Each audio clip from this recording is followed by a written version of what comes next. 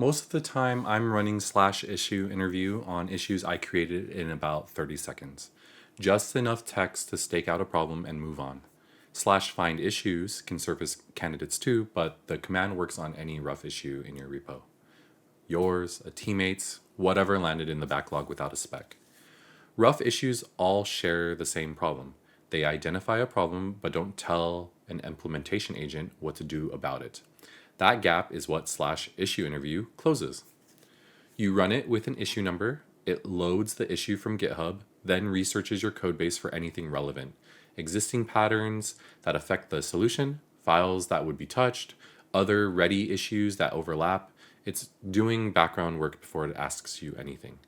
Then it interviews you, one question at a time, covering 6 areas: the goal, the expected behavior, the scope, acceptance criteria, edge cases, and what's out of scope. It skips any area where the code already answers the question. If your code base already has a clear pattern for how you handle null responses, you won't be asked about it. This matters because the implementation command doesn't make judgment calls. It executes what the spec says. Vague spec produces vague code. If the goal is fix the accessibility issue, an agent might add an area label and consider the job done. A spec that says all form inputs must have a visible label matching the ARIA label verified against WCAG 2.1 AA gives the agent something to execute against.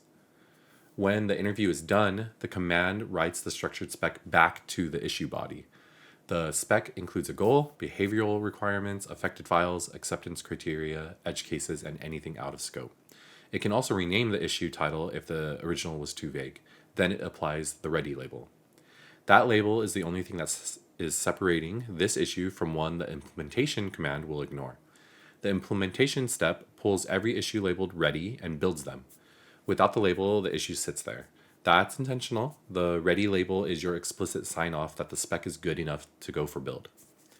Run slash issue interview on each issue you filed, work through the Q&A, and when you're done, you'll have a set of issues ready to implement in parallel. Okay, thanks. Talk to you in the next one.